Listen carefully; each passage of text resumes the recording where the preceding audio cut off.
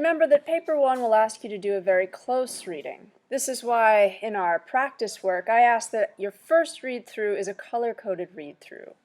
Perhaps one color helps you unpack content and theme, another color looks at tone and mood, and yet a third color to look at audience and purpose.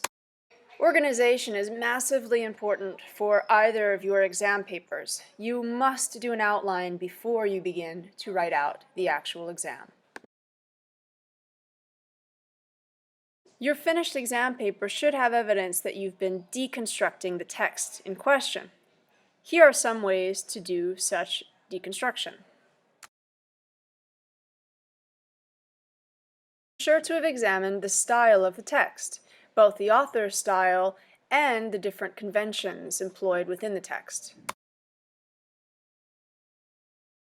Consider the tone evoked by the text, both how the author feels and how the reader should be feeling when reading through this text.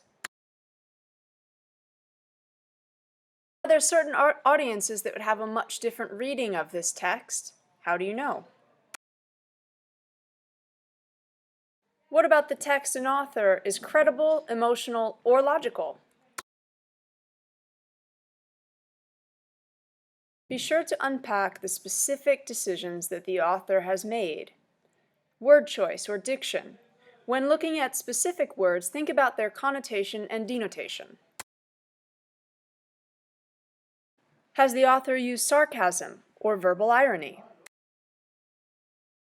Does the text make use of rhetorical questions? What about the author's use of figurative language? Metaphor. If I say, "My head is in the clouds," that's not my literal meaning.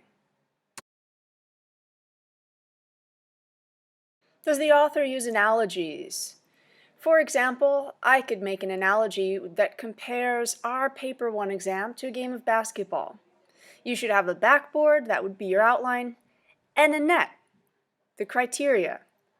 You'll also have a point guard, a thesis statement, and even some defense, things that allow us to not perform as well as we'd like during an exam. Higher level candidates looking at 2 different texts will be asked to make connections. What similarities and differences do you see between the texts? How do they approach a topic through a different avenue? Make sure that you have something specific to say about the text, or when doing your comparative analysis higher level, that you have some main thesis statement. The rest of your paper should be supporting that main idea.